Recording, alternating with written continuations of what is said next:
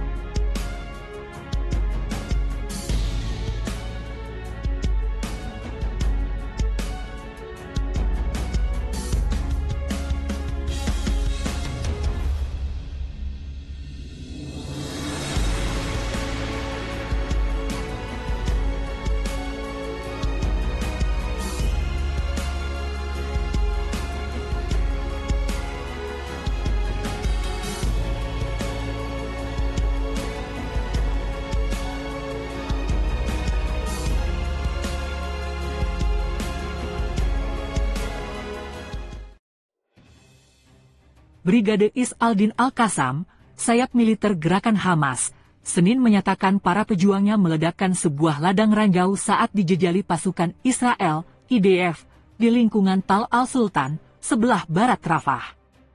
Al-Qassam mengklaim, serangan penyergapan yang sudah disiapkan sebelumnya ini menyebabkan para personel pasukan IDF tersebut tewas dan luka.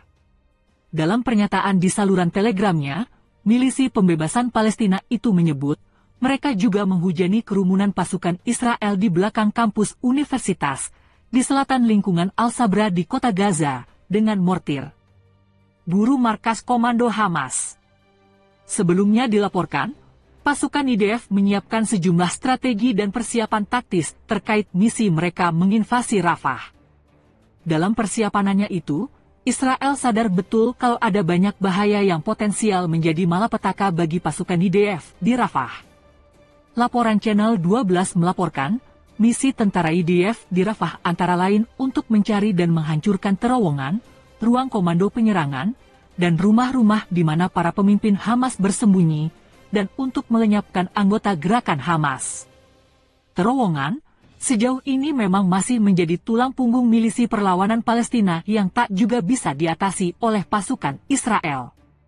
Terowongan di Rafah, bagian dari jaringan luas yang berada di jalur Gaza, adalah struktur kompleks yang terdiri dari berbagai lapis dan bagian.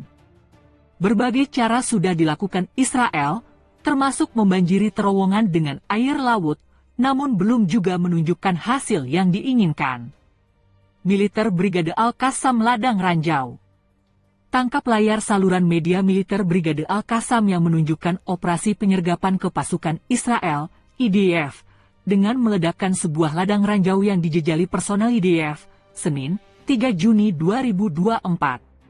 Selain banyaknya jebakan, rendahnya kemauan pasukan IDF untuk masuk menelusur terowongan menjadi satu di antara faktor yang membuat jaringan bawah tanah ini cenderung tidak tersentuh. Bahaya lain yang mengintai pasukan IDF adalah adanya apa yang mereka sebut sebagai attack command rooms.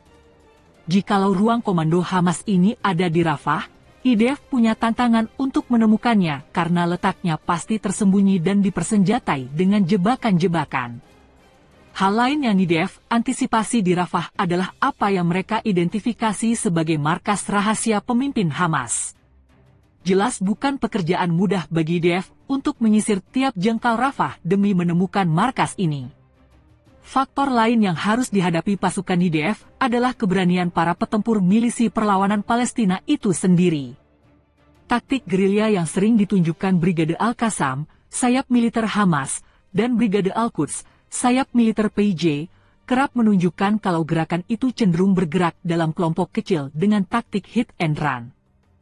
Kerap kali, mereka muncul secara mendadak, di depan hidung, pasukan IDF tanpa disadari lalu mengejutkan mereka dengan rentetan tembakan atau serbuan roket.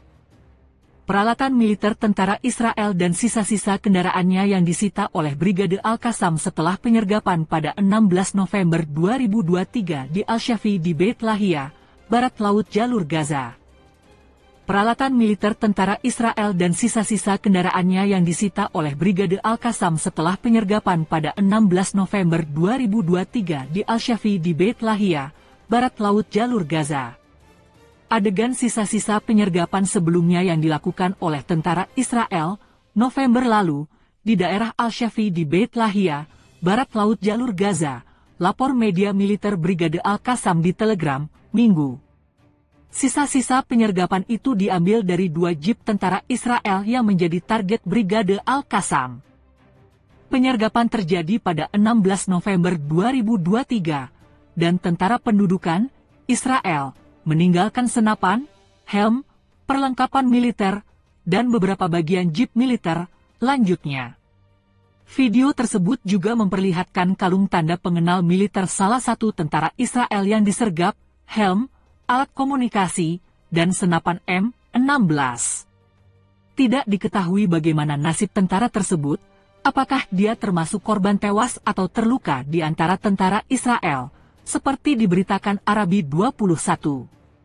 Ini bukan pertama kalinya Brigade Al-Qassam menyita peralatan militer tentara Israel. Pada 29 Januari 2024, Brigade Al-Qassam mengambil kendali sebuah drone Israel selama pemboman di jalur Gaza. Para insinyur batalion, Hamas, mampu menangani pawai tersebut dan mendapatkan informasi penting dan sensitif terkait dengan pasukan musuh darinya, kata Brigade Al-Qassam dalam pernyataannya saat itu. Pada 6 Februari 2024 lalu, Brigade Al-Qassam menerbitkan foto drone Civic 3 Enterprise Israel yang disita selama misi intelijen di Beit Lahia di utara jalur Gaza dalam kondisi utuh sepenuhnya. Pada 15 Mei 2024, Brigade Al-Qassam juga mengumumkan berhasil mengambil kendali atas drone Israel di sebelah barat kamp pengungsi Jabalia, di jalur Gaza Utara.